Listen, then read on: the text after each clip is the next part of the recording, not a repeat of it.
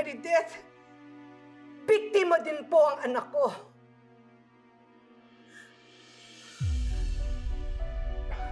Ses. Attorney Constantino, nagmamakaawa po ako sa inyo. Kayo na lang po ang malalapitan ko. Tulungan niyo po ang anak ko. What do you expect me to do? Kausapin niyo po si Attorney Eira. Kumbinsihin niyo po siya na wag na ituloy ang demanda laban kay Lilette. Ang lakas ng loob mo na insultuhin ako! Palamunin ka lang naman namin dati! Di naman ho ako nakakalimot sa pinanggalingan ko eh. At kung meron man ho akong utang na loob sa inyo, matagal na ho namin nabayaran yung ng tinang ko dahil pinagsilbihan naman namin kayo ng mahabang panahon. Nagmamalaki ka ba? Imbes na mag-sorry ka sa pagwasak mo sa pamilya ko!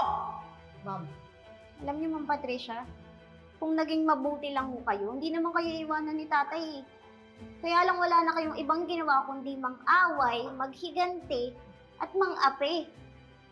Kaya wag na kayong magtaka kung di niya kayo babalikan. Dahil wala talagang magkakagusto sa inyo dahil sa ugali niyo yan. Ma'am, tama na ho. Itawan niyo nga ako! Ma'am, halika na. Itawan niyo ako! Tumigil, mapipita kaming arrest warrant kayo. Wala na akong pakialam ngayon, maski magaling pa sa akin si Ramir! Kaya tutodo ko na lang yung pang-aapi ko sa'yo! Total ayaw na niya sa akin! Ano ba? I've nothing to lose anymore! Bitiwan mo nga ako! Bitiwan mo ako! Hindi pa katapos sa lilit na yan! Ano ba? Nangyari dito? Patricia, nasa kulungan na nga si Lilette. Hindi pa rin tinitigilan? Isa ka pa. Kaya naging sudil at mayabang ang punggok na yan dahil lagi mo nalang kinakabihan. Hindi ka na ba nahiya, Lorena? Lagi ka nagpa-project sa TV, nakakampi ka ng mga inaapi. Pero anong ginawa mo? Nagbalaki ka ng isang anak na rapist at nagalaga ka pa ng isang killer! Yung bibig mo, puro basura talaga ang lumalabas, no? Kaya dapat yan sa bunganga na yan, sinusungal mo! Tawad mo ako! Tawad mo ako! Tawad mo ako! Ses, tumayo ka dyan. Hindi mo kailangan gawin yan. Attorney Constantino, nagmamakaawa po ako sa inyo. Tulungan niyo po ang anak ko. Kayo na lang pong malalapitan ko. Pakiusapan niyo po sa Attorney Eira na i-drop na ang kaso. Hindi po si Lilette ang pumatay kay Attorney Meredith. Hindi madali ang gusto mong mangyari. Sorry, Ses, pero wala akong control sa desisyon ni Era. And I don't want to use my authority dahil baka ma-question ang professional ethics ko. Attorney Constantino. Huwag mo nang pagpilitan, Ses. Kahit ilang beses ka pa makiusap, there's nothing I can do. Yung pa rin ang magiging sagot ko. Sige na. Pero Attorney Constantino, maawa po kayo sa anak ko. Nagmamakaawa po ako sa inyo.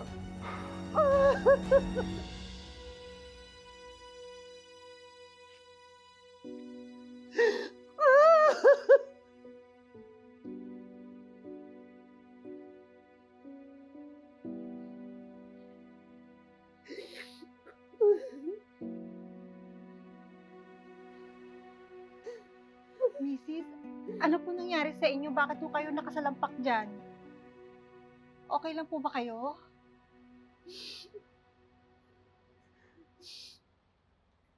Akala ko pakikinggan at tutulungan ng mga deliryon ng anak ko.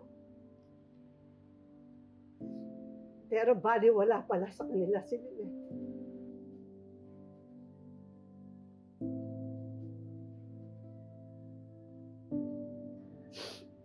Kawawa naman ang anak ko. Hindi niya deserve ang makulong.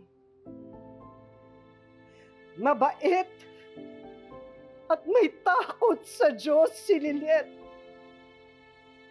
Hindi totoo ang mga paratang sa kanya. Inosente ang anak ko. Pagala-gala pa rin hanggang ngayon ang totoong taong pumatay kay Attorney Meredith. Siya ang dapat na hulihin. Siya ang dapat na mabilanggo. Hindi ang anak ko.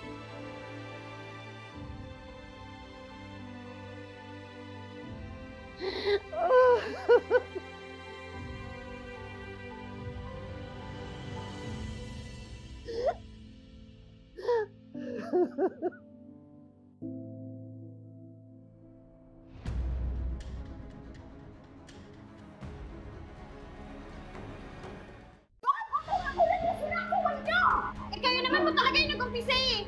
Eh sige na ho, ilabas nyo na siya. Huwag nyo siya pabalik dito. Halika na. Hindi pa tayo tapos! Makikita nyo! Ayos ka lang ba, Lilet? Salamat po ka, Lorena. Pinagtanggol niyo ako kay Ma'am Patricia. I wish I came earlier para napigil ko yung Patriciang yun. Salamat po ka, Lorena. Ang swerte ko po talaga sa inyo. Na wala man po yung totoong nanay ko. Nandyan pa rin po kayo. Bukod po kay Tina, parang totoong nanay na rin po yung tingin ko sa inyo.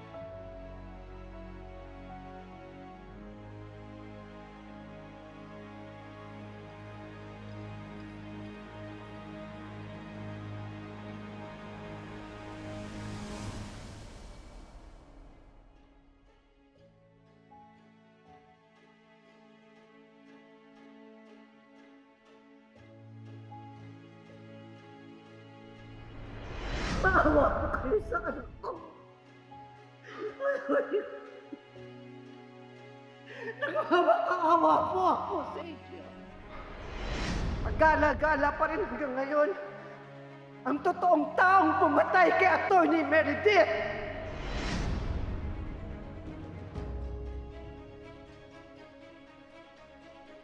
Manang!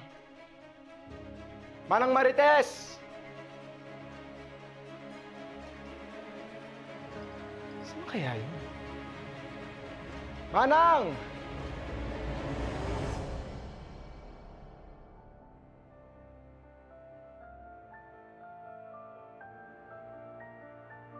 Bakit po ka, Lorena? May nasabi po ba akong mali? I don't deserve your kindness, Lilet. Malaki ang kasalanan ko sa'yo. Po? Ano pong kasalanan niyo sa akin? Hindi ko po maintindihan.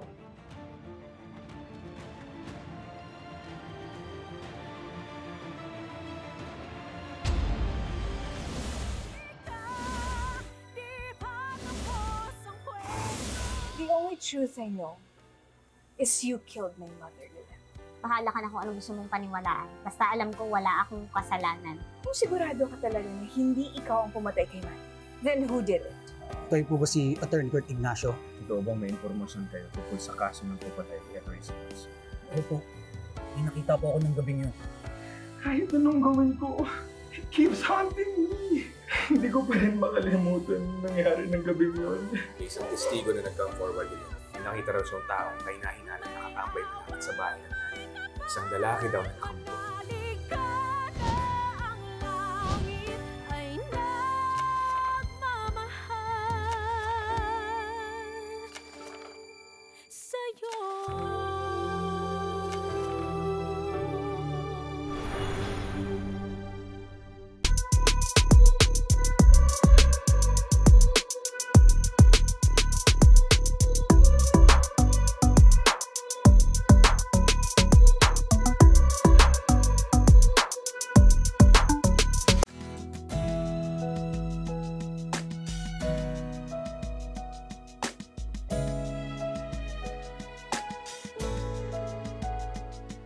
Thank you.